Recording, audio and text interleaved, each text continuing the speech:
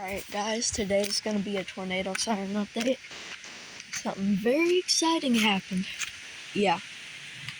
It might not look tall in the video, but I assure you, it's like 9 foot tall.